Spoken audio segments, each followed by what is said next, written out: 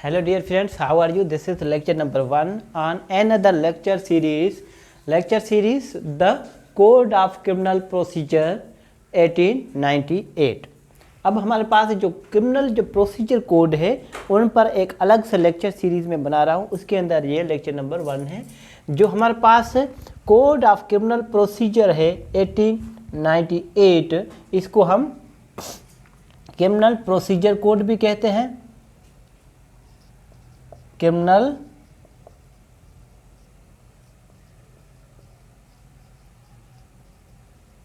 Procedure code 1898, इसको short में हम CRPC भी कहते हैं और शार्ट में CRPC 1898 भी कहते हैं। जो आप मर्जी चाहे कह लें, शॉर्ट फॉर्म में कहें या फिर उसका जो मुकम्मल नाम है जो original the code of criminal procedure 1898 कहें या फिर क्रिमिनल प्रोसीजर कोड 1898 कहें या सिंपली कहें आप CRPC या फिर CRPC 1898 कहें, एक ही बात है।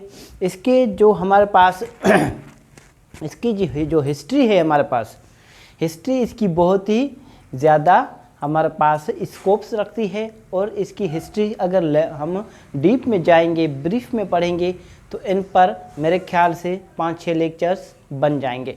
तो मैं बहुत ही शॉर्ट में बताऊंगा, हिस्ट्री हमारे इतने काम की नहीं है। तो फिर अगर आपको कहीं ज़रूरत पड़ी आपकी डिमांड पर, मैं हिस्ट्री एक ब्रीफ में बना लूँगा, मगर थोड़ी सी शॉर्ट में यहाँ पर हिस्ट्री बनाऊँगा, ठीक है। और उसकी नेचर के बारे में बताऊँगा और इसके ऑब्जेक्ट के बारे में कि हमारे पास जो CRPC जो है इसका ऑब्जेक्ट क्या है, इसकी नेचर क्या है और इसकी हिस्ट्री क्या है, इसका बैकग्राउंड क्या है, ठीक है। इससे हिस्ट्री पर आने से पहले थोड़ा सा ये जहन में रख लें कि ये हमारे पास कानून आया क्यों, why the code of criminal procedure 1899। अब इसमें जो हमारे पास PPC था पहले से मौजूद, for example Indian penal code था, तो फिर हमारे पास क्रिमिनल प्रोसीजर कोड क्यों आया? जब उसके बाद हमारे पास जब पाकिस्तान में PPC है, ऑलरेडी PPC था, तो फिर CRPC का क्यों? जो हमारे पास PPC जो है, PPC एक क्या है, सब्सटेंटिव प्रोविजंस रखता है।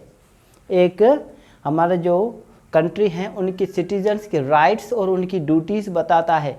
एक जो हमारे पास सिटीजन्स होते हैं उनके जो अफेंस है, उनके अंदर अफेंस और उनकी पनिशमेंट बताता है। एक कोर्ट का प्रोसीजर नहीं बता रहा था PPC। तो फिर उस कोर्ट को कौन से प्रोसीजर तहत जो अफेंस है, जो अफेंस डिफाइन किया गया है, उस अफेंस को लेकर कोर्ट में आए और उस अफेंस पर जो पनिशमेंट बताई गई है वो पनिशमेंट हम किससे दिलवाएं, अफेंस को, अफेंडर को। आई बस उस पर ये हमारे पास क्रिमिनल प्रोसीजर कोड बना। अब ये हिस्ट्री इनकी कहाँ से स्टार्ट होती है? इनकी हिस्ट्री फॉर एग्जांपल पहले ज़माने में जैसे बादशाह होते थे, king can do no wrong, जो बादशाह होते थे वो जो करते थे वो सही होता था।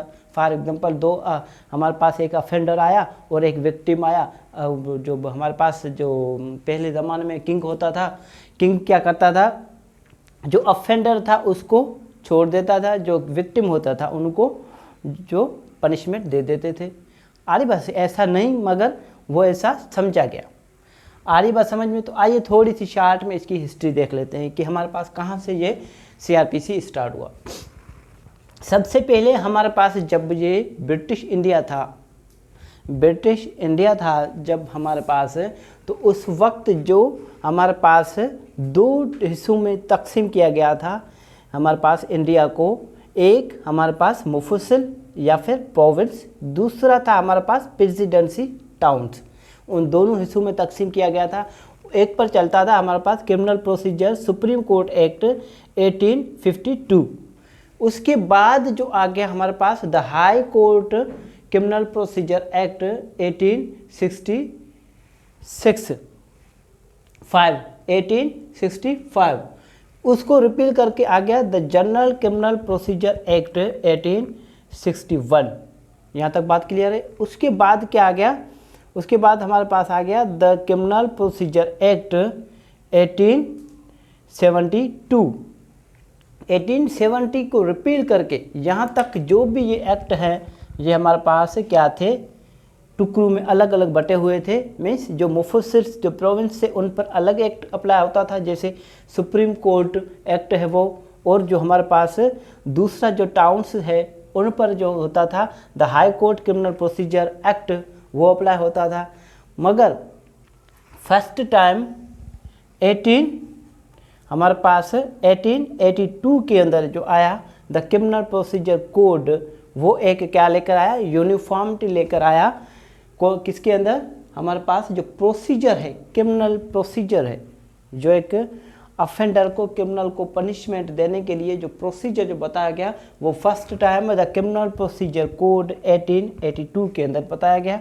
ठीक है, वो हमारे पास कि किस पर अप्लाई होने लगा, वो हमारे पास दोनों पर अप्लाई होने लगा। ठीक है, प्रोविंस या फिर मुफस्सिल का है और हमारे पास प्रेसिडेंसी टाउन का है, दोनों पर ये अप्लाई होने लगा। ठीक है, अब इनके बाद क्या आ गया, इनके बाद हमारे पास आ गया the code of criminal procedure 1898, जो कि हमारे पास पास कब हुआ, जब पार्लियामेंट, ब्रिटिश पार्लियामेंट ने पास किया 22 मार्च 1898। और ये इसका कमेंसमेंट कब स्टार्ट हुआ, 1 जुलाई 1898। यहाँ तक बात क्लियर है। इसके बाद चले जाते हैं हम नेचर पर। ये अपडेट आपने याद रखनी है कि हमारे पास जो क्रिमिनल प्रोसीजर कोड है वो किस तारीख पर पास हुआ था और इसकी कमेंसमेंट कब से स्टार्ट हुई थी। ठीक है, 22 मार्च 1898 को ये पास हुआ और इसकी कमेंसमेंट कब से हुई, इसकी कमेंसमेंट 1 जुलाई 1898 से इसकी कमेंसमेंट हो गई। आइए इस पर थोड़ी इसकी नेचर देख लेते हैं। नेचर हमारे पास जो है, ये क्रिमिनल प्रोसीजर कोड जो है CRPC, ये एग्जॉस्टिव नेचर रखता है। एग्जॉस्टिव मीन्स जो भी हमारे पास क्रिमिनल नेचर के मैटर्स होंगे उन पर अगर उन पर जो हमारे पास जो प्रोसीजर जो अप्लाई होगा उन पर, वो प्रोसीजर CRPC के तहत होगा। तो फिर ये क्या हो गया, exhaustive. Exhaustive means complete in nature. उसके बाद चलते हैं प्रोस्पेक्टिव। ये हमारे पास कौन सी नेचर रखता है, वैसे जो भी हमारे पास CPC है या फिर जो भी एक प्रोसीजर जो लॉ होते हैं उनका जो इफ़ेक्ट होता है ना, वो इफ़ेक्ट रिट्रोस्पेक्टिव होता है। मगर यहाँ पर एक एक्सेप्शन है कि हमारे पास CRPC जो है इसका इफ़ेक्ट प्रोस्पेक्टिव होगा। मीन्स आज के बाद जो भी ऑफेंस करेगा उसको इसके तहत कोर्ट में प्रोसीजर चलाया जाएगा और इसके तहत इनको सज़ा दी जाएगी। कब से, कौन सी तारीख से, 1 जुलाई 1898 से। यहाँ तक बात क्लियर है। मीन्स इससे पहले अगर कोई ऑफेंस हुआ है तो फिर उन पर ये अप्लाई नहीं होगा।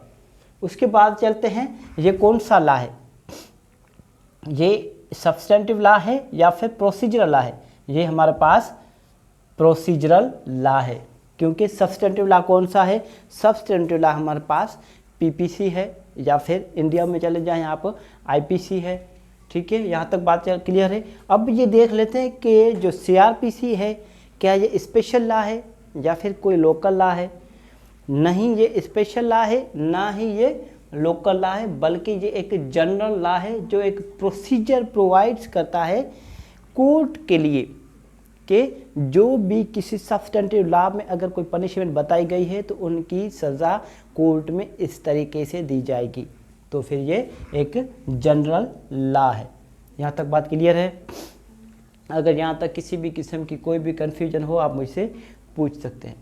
इसका ऑब्जेक्ट क्या है, ऑब्जेक्ट, पहला ऑब्जेक्ट ये हो गया। वैसे अगर हम ब्रीफ में डिस्कस करने जाएं, हिस्ट्री हो गई या फिर नेचर हो गया या फिर ऑब्जेक्ट हो गया, तो फिर इन पर काफ़ी सारे लेक्चर बन जाएंगे। तो इसलिए मैंने बहुत ही शार्ट करके आपकी जो नॉलेज के लिए ये छोटा सा लेक्चर बनाया है। फॉर एग्जांपल जो ऑब्जेक्ट है इसको बहुत ही मैंने कंसाइज कर लिया, प्रिसाइज कर लिया है। ठीक है, ये इसके ऑब्जेक्ट्स मैंने 5 लिख ली हैं, आपको इनमें से समझ में आ जाना चाहिए। To promote cause of justice, जो एम्स ऑफ जस्टिस, इंसाफ की तकाज़े मुकम्मल होने चाहिए, इनका ये मकसद है पहला। दूसरा मकसद कौन सा? Save the society from evil, जो सोसाइटी हमारे पास मुआशरे होते हैं उनको जो ऐसी बुराइयां हैं उनसे बचाना। Free it from crime, free it means society, free the society from the crime, जो क्राइम होते हैं ना, जुराइम से हमारे पास, जराइम से जो मुआशरा है उनको पाक करना, उनको साफ़ कर देना, इनका मकसद है। और क्राइम एंड अनप्लीजेंट, जो क्राइम जो है ना, जो भी जुर्म है वो एक नापसंद एलिमेंट समझा जाए। यहाँ तक बात क्लियर है। अनएक्सेप्टेबल एक्टिविटी, जो भी अनएक्सेप्टेबल एक्टिविटी है उनको क्या कर दिया जाए? अनएक्सेप्ट, ना कबूल किया जाए। फॉर एग्जांपल कोई ऐसा काम जो मुआशरे में कबूल ना हो तो फिर उसको अनएक्सेप्टेड कर दिया जाए। वो कॉन्सेप्ट सब क्या कौन देता है? हमारे पास CRPC देता है। यहाँ तक बात क्लियर है। इसके बाद हम चलेंगे नंबर वाइज, जो हमारे पास सेक्शन है। सेक्शन 1 में डिस्कस से हम जो स्टार्ट से डिस्कस करेंगे, सेक्शन 1 से लेकर हमारे पास सेक्शन नंबर 565 तक। इसके जो बेसिक स्ट्रक्चर है, मैं थोड़ा सा आपको इसके बेसिक स्ट्रक्चर के बारे में बता देता हूँ कि इसका बेसिक स्ट्रक्चर क्या है।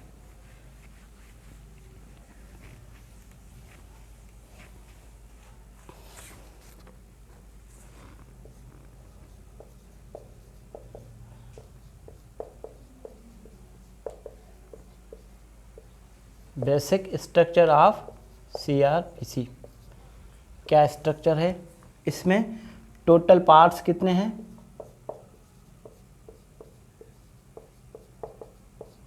टोटल पार्ट्स 9 हैं। टोटल चैप्टर्स कितने हैं?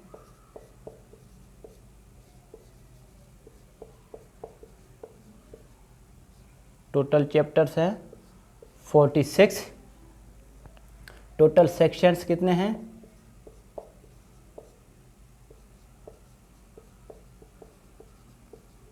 टोटल सेक्शंस हमारे हैं 565।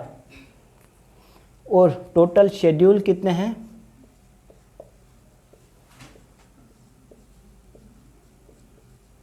इसको शेड्यूल भी पढ़ा जाता है, मगर दरअसल इसका जो करेक्ट जो प्रोनाउंसिएशन है वो है स्केड्यूल। टोटल स्केड्यूल्स कितने हैं? टोटल स्केड्यूल्स 5 हैं। ठीक है, यहाँ तक बात क्लियर है। और टोटल फॉर्म्स कितने हैं इसके?